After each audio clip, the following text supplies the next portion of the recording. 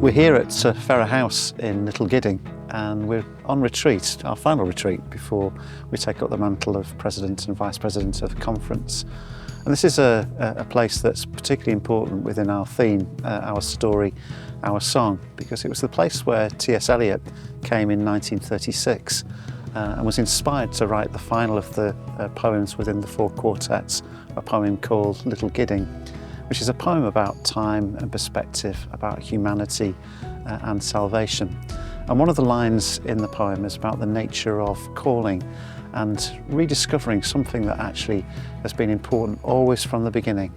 And right at the heart of this year, we want to encourage the Methodist Church to think about the nature of its calling, the calling that's been consistent down through the ages, that's right at the roots and the heart of Methodism.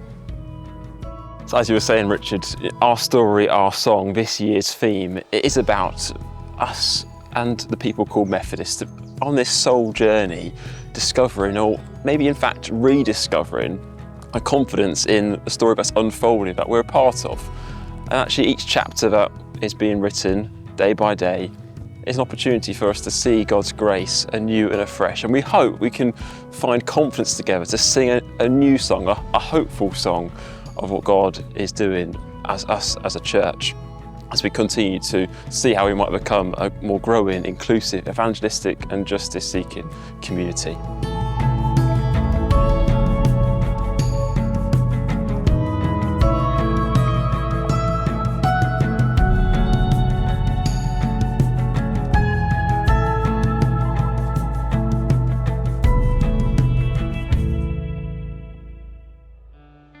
My name's Matt and I'm going to be serving as the Vice President of the Methodist Conference.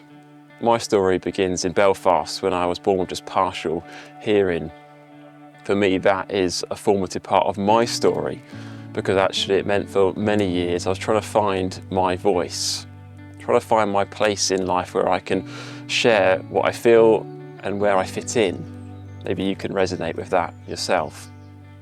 And for me, my faith journey, my faith experience has been one of journeying, not just of feeling like I've arrived at a destination, but feeling like there's been punctuation moments throughout my early years where, whether it be in a worship gathering, whether it be in conversation with others, God has nudged me and prompted me and encouraged me with grace that feels ever present. And it feels present even more so over these last few years in particular.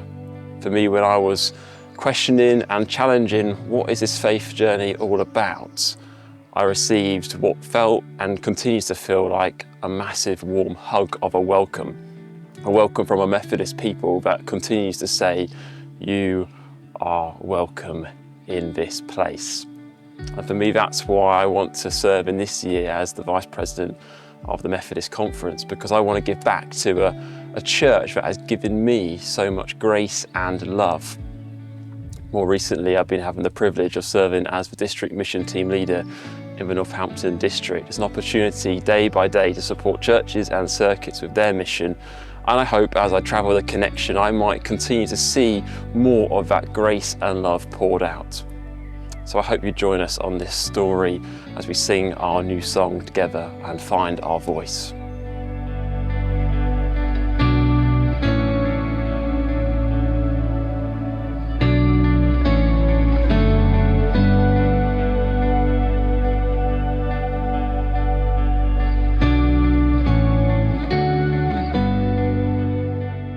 Hi, I'm Richard Andrew. I'm really looking forward to serving you as President of the Methodist Conference over the next year.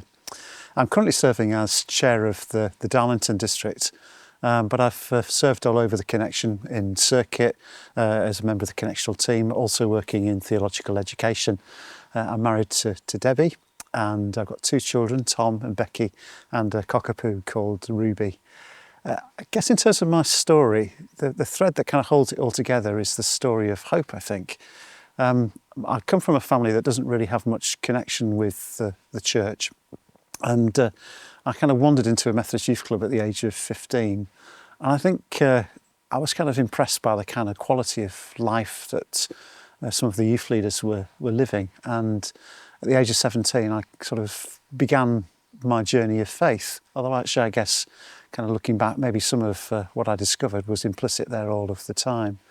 And what I discovered, I think, in Methodism was something that for me felt quite transformational, at both a personal and a kind of a wider level, something that was kind of personally and world transforming, a really exciting story, a real kind of gift, a real treasure to be given. But I also, I think, had a kind of second conversion, if you want to call it that, a really important part of my story, which was several years later when I was training for the ministry. My wife and I spent a summer working in the townships of South Africa just before the end of apartheid. And I remember on one particular occasion when we'd been together in an experience of worship, an old woman praying for me and saying that she'd been praying this same prayer of hope for over 30 years. And I was just bowled over by that experience, the fact that somebody in a context of real oppression and challenge could be continuing to pray the same prayer every day, a prayer of hope. And of course, things did begin to change then in South Africa. And that was a real challenge to me and a challenge to my faith. And actually what I put right at the heart of what I felt was the Christian story. I think ever since then, this sense of hopefulness for God's people, even in the most challenging of circumstances, has been something that's really animated my faith and my story. And it's something that I take with me everywhere. I really believe actually that there's a lot of new things, good things that God is doing amongst us that we need to celebrate. And it's really important for us to be a people who are hopeful, people who put Jesus right at the centre of all that we do, even in the midst of challenging times, because our God is a God of new life, even in the midst of death. And we need to take encouragement from that.